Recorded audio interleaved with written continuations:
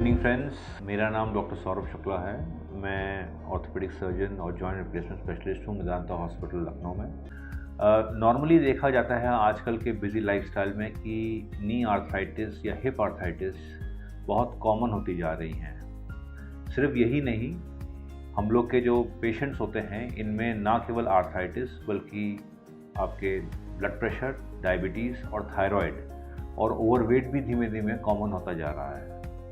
और इन सब को एक क्लब करके एक डिजीज़ बताई गई है जिसको हम लोग कहते हैं लाइफस्टाइल डिजीज़। इसका मतलब ये है कि ये डिजीज़ का काफ़ी हद तक कारण और प्रॉब्लम इसलिए होता है क्योंकि हमारे लाइफस्टाइल में एक्टिविटीज़ कम होती हैं और हम लोग जो है जंक फूड ज़्यादा खाते हैं। ये प्रॉब्लम्स का जो ओरिजिन होता है वो एडल्टहुड में नहीं होता है। इन प्रॉब्लम्स का ओरिजिन एक्चुअली चाइल्डहुड में होता है।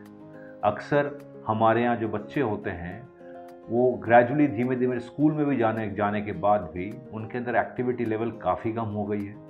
वो लोग लैपटॉप्स, मोबाइल्स में रहने लगे हैं, वो लोग सोने कम लगे हैं, उनकी आउटडोर एक्टिविटीज़ बंद हो गई है और उनके अंदर एक क्रेविंग होती है फास्ट फूड की, जंक फूड की, biscuits, crisps, soft drinks, ice creams. तो उनका नॉर्मल खाना जो होता है उसको इन जंक फूड ने रिप्लेस किया है। इसकी वजह से के अंदर एक फ़ैट डिपोजिशन होता है और फैट इकलौता कारण है जो आपके डायबिटीज़, ब्लड प्रेशर और कुछ हद तक आर्थराइटिस को भी उजागर या ओरिजिन देता है। जब यही बच्चे जब एडल्टहुड में जाते हैं तो उनकी लाइफस्टाइल तो सेम ही रहती है। ये लोग चूँकि बचपन से उन्होंने आउटडोर एक्टिविटीज़ की नहीं होती है इसलिए इनके मसल्स भी वीक होते हैं। इंडोर रहने के कारण इनके विटामिन डी की डेफिशिएंसी भी होती है। हड्डियों को और मांसपेशियों को, जैसे हमारे जीभ को अच्छे खाने की ज़रूरत है, हमारे मसल्स और हमारे बोन्स को अच्छे ब्लड सप्लाई की ज़रूरत है। ब्लड सप्लाई कैसे बढ़ेगी? एक्टिविटीज़ से। जॉइंट्स कैसे हेल्दी होंगे? एक्टिविटीज़ से। तो अगर हम लोग की ब्लड सप्लाई अगर रेस्ट्रिक्टेड रहेगी तो हमारे जॉइंट्स, हमारे बोन्स और हमारे मसल्स कम डेवलप होंगे और बिकॉज ऑफ वेट ये ओवरवेट होंगे, ओवर स्ट्रेस्ड होंगे। और यही कारण है जब ये एडल्ट बनते हैं और ज़रा सा भी ओल्ड एज में जाते हैं तो इनमें आर्थराइटिस डेवलप होती है। आर्थराइटिस के कुछ और कारण भी होते हैं। आर्थराइटिस का एक कारण ये होता है कि अगर किसी के फैमिली में प्रॉब्लम हो तो आर्थराइटिस हो सकती है। दूसरा कारण हो सकता है अगर किसी को गठिया बाई हो, जिसको हम लोग रूमेटॉइड आर्थराइटिस कहते हैं, वो एक इम्यून डेफिशिएंसी होती है या ऑटो इम्यून प्रॉब्लम होती है, उनमें आर्थराइटिस हो सकती है। फीमेल्स में आर्थराइटिस की टेंडेंसी ज़्यादा होती है। लेकिन मेजॉरिटी ऑफ द आर्थराइटिस जो 50 के बाद आजकल देखने को मिलता है उसको हम लोग ऑस्टियो आर्थराइटिस कहते हैं। आर्थराइटिस के लक्षण क्या हैं? सबसे पहले है पेन। अगर कोई पेशेंट या कोई व्यक्ति आज से 3 साल पहले या 2 साल पहले 2, 3, 4 किलोमीटर अगर चल पाता था, आर्थराइटिस की वजह से वो धीमे धीमे उसकी एक्टिविटी काफ़ी लिमिटेड हो जाती है, इतनी लिमिटेड कि उनको होम बाउंड रहना पड़ता है। दूसरा है स्वेलिंग। तो आर्थराइटिस का जो स्वेलिंग होती है, आर्थराइटिस की जो स्वेलिंग होती है वो लेटर इन द डे आती है। सुबह के टाइम आप जगेंगे तो पेशेंट कहेगा नहीं मेरे स्वेलिंग नहीं है, मेरे पैर बिल्कुल सिकुड़े हुए हैं। लेकिन जैसे जैसे दिन ढलता है, जैसे जैसे कार्य बढ़ता है, वैसे वैसे उनके पैर में स्वेलिंग बढ़ जाता है। तीसरा सिम्टम होता है स्टिफनेस।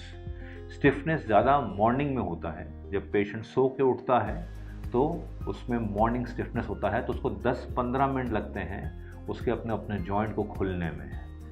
चौथा प्रॉब्लम होती है lack of motion, loss of movement. तो अगर कोई व्यक्ति अगर आराम से आज से 2-3 साल पहले उखड़ू बैठ सकता था, पलथी मार सकता था, लेकिन आर्थराइटिस के कारण ये जो मूवमेंट होती है वो काफ़ी कम होती है। वो प्रॉब्लम ये कहती है कि पहले मैं इंडियन टॉयलेट जा सकता था लेकिन अब मुझे वेस्टर्न टॉयलेट यूज़ करना पड़ता है।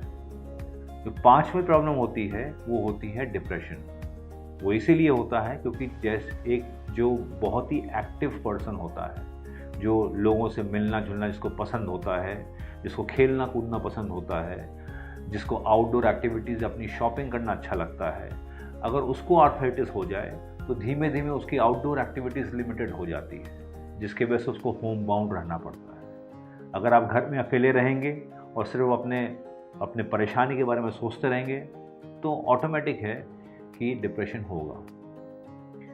कुछ लोगों को नाइट पेन भी होता है, जिसमें रात में नींद का खुलना। इसका कारण ये होता है क्योंकि जब आर्थराइटिस होता है तो जो जोड़ होते हैं उसमें खून ज़्यादा जम जाता है, जिसके वजह से उनके अंदर थ्रॉबिंग पेन होता है।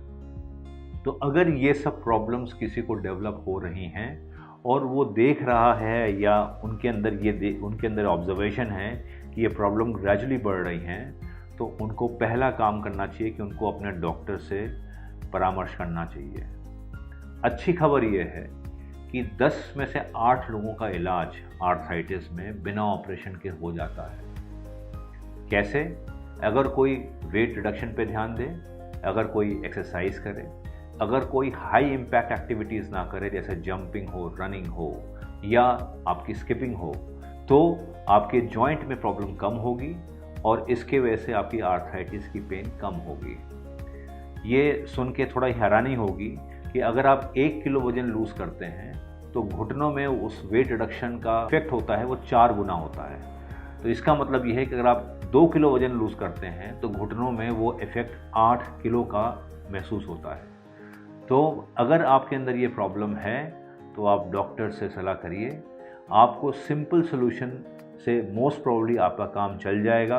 आप गर्म पानी की सिकाई कर सकते हैं और आपकी दिनचर्या हो सकता है कि बिना ऑपरेशन के वापस आ जाए। किसी 2 इंडिविजुअल में अगर प्रॉब्लम होती है जहां ये सब कारगर नहीं होता है तो जॉइंट रिप्लेसमेंट सर्जरी आजकल एक बहुत सेफ़ सर्जरी है।